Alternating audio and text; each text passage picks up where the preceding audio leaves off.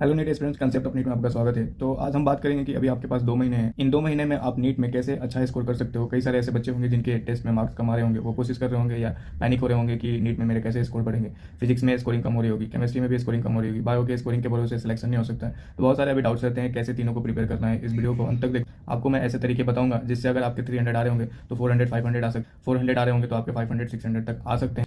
अगर आपने ये ट्रिक फॉलो किया तो नीट में स्कोर आपके जरूर इंक्रीज हो जाएंगे। जिसमें कि सबसे पहला इंपॉर्टेंट पॉइंट ऑब्वियसली बात है कि आपको टेस्ट देते रहना है। मिनिमम 2 महीनों में आपको 20 टेस्ट तो देने चाहिए। दूसरा प्रिपरेशन आपको ये करना है कि नीट के एग्जाम से 1 महीना पहले आपकी जो एनसीईआरटी है, NCERT biology part 1 and part 2, ये दोनों एनसीईआरटी आपकी रीडिंग इतनी फास्ट हो जानी चाहिए कि आप दोनों एनसीईआरटी को सिर्फ 2 से 3 दिन में कंप्लीट रिवीजन कर सकते हो। इवन कि आप जब नीट एग्जाम देने जाओगे तो नीट एग्जाम देने से 2 दिन पहले आपका complete NCERT 11th and NCERT 12th दोनों NCERT before 2 days of the NEET exam, ये दोनों एनसीईआरटी 2 दिन में कंप्लीट होने। क्योंकि अगर आपने नीट के एग्जाम से 2 दिन पहले दोनों एनसीईआरटी रिवाइज किया होगा, एक बार कंप्लीट स्टडी किया होगा, तो आपके स्कोर अच्छे आ जाएंगे। इसमें भी आपको मार्किंग करना है कि एनसीईआरटी 11th में कौन से चैप्टर्स हैं जो आपको याद करने हैं ज्यादातर। फॉर एग्जांपल प्लांट किंगडम, जिसके एग्जांपल्स बहुत ज्यादा डिफिकल्ट होते हैं। एनिमल किंगडम, जिसके एग्जांपल्स याद करने हैं। मॉर्फोलॉजी के बहुत सारे एग्जांपल्स हैं। एनाटॉमी भी बहुत डिफिकल्ट आता है। क्वेश्चंस कम आते हैं लेकिन एग्जांपल बेस्ड क्वेश्चन आते हैं। तो कुछ चैप्टर्स हैं जो आपको मार्किंग होनी ही चाहिए। देन कॉकरोच या फिर फ्रॉग, ये सारे आपको पढ़ के जाना चाहिए एग्जाम से पहले। देन 12th की बात करते हैं तो 12th में इकोलॉजी, जेनेटिक्स, इसमें जेनेटिक्स में बहुत सारे ऐसे टर्म है, बहुत सारी ऐसी डाटा है जो आपको याद होने ही चाहिए। वो डायरेक्ट क्वेश्चन पूछे जाते हैं। ऑर्गेनिक केमिस्ट्री की बात करें तो ऑर्गेनिक केमिस्ट्री में एनसीईआरटी एनएफ है। एनसीईआरटी में जितने भी रिएक्शंस दिए हुए हैं सिर्फ वो रिएक्शंस करो, और उस रिएक्शंस के जितने भी आपका इंटरमीडिएट दिया हुआ है वो सारे इंटरमीडिएट और रिएक्शन मैकेनिज्म जो एनसीईआरटी में दिया हुआ है वही इंपॉर्टेंट है, उतना करो।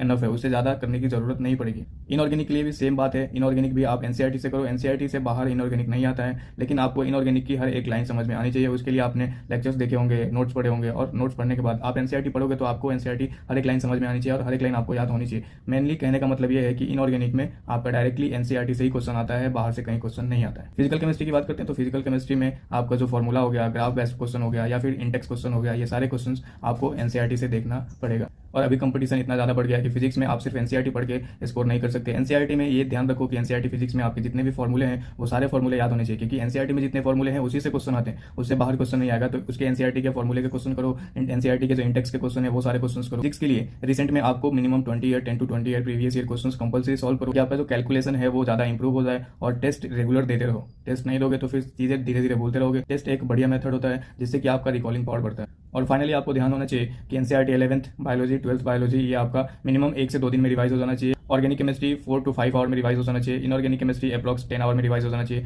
फिजिकल केमिस्ट्री आप बात करोगे तो थोड़ा टाइम ज्यादा लगता है, क्योंकि एक बार पढ़ लोगे तो आपको सारी चीजें क्लियर हो जाती है। लेकिन फिजिकल केमिस्ट्री बहुत कम रिविजन पे भी वो चीजें याद रहती है, तो आप कोशिश करो 10 से 12 घंटे में फिजिकल केमिस्ट्री रिवाइज हो जाता है। देन फिजिक्स की बात करते हैं तो फिजिक्स के सारे फॉर्मूले, अगर आपने शॉर्ट नोट्स बनाए हैं हर एक चैप्टर का अप्रॉक्स 35 चैप्टर, सारे फॉर्मूले याद करने की कोशिश करो। और सारे फॉर्मूले आपको रिवाइज करने में 5 से 6 घंटे लगने चाहिए। ऐसा एक शॉर्ट नोट्स आपके पास होना ही चाहिए। अगर आपने ये सारे काम किए तो आपका नीट में स्कोर जरूर बढ़ेगा। सबसे बड़ी बात, आपको पैनिक नहीं होना है कि आपके टेस्ट में कम मार्क्स आ रहे हैं तो नीट में क्या होगा। आपको ये सोचना ही नहीं है कि नीट में क्या होगा। आप कोशिश करो कि आपका जो रिवीजन है वो ज्यादा हो सके। आप कौन से चैप्टर्स भूलते हो उस पर ज्यादा फोकस करो। टेस्ट रेगुलर देते रहो, जरूर इंक्रीज होंगे। फालतू की चीजें नहीं सोचनी है। नेगेटिव थॉट्स अपने दिमाग में नहीं लाना है कि अगर नीट में सिलेक्शन होगा नहीं होगा, नहीं होगा तो क्या करेंगे, क्या होगा, अगले साल ड्रॉप कैसे लेंगे, क्या बहाने मारेंगे घर पे। तो ये सारी चीजें, कोई भी नेगेटिव थॉट्स है जो वो नहीं सोचना है। और मैंने पहले ही बताया था कि अगर आप गर्लफ्रेंड बॉयफ्रेंड बनाए हो तो ये चीजें कम से कम 2 महीने तो बंद कर सकते हो अपने फ्यूचर के लिए। क्योंकि अगर आप ये 2 महीने भी नहीं कर सकते तो फिर आप डॉक्टर बनने के लायक भी नहीं हो। क्योंकि डॉक्टर बनने में ऐसी बहुत सारी चीजें होती है जो हमें अपने फैमिली के साथ सेक्रीफाइस करना होता है। अगर आपको कोई भी प्रॉब्लम हो नीट प्रिपरेशन से रिलेटेड तो आप कमेंट सेक्शन में कमेंट करो, मैं आपको आंसर करने की जरूर कोशिश करूंगा। Stay motivated, do hard work until you get MBBS seat.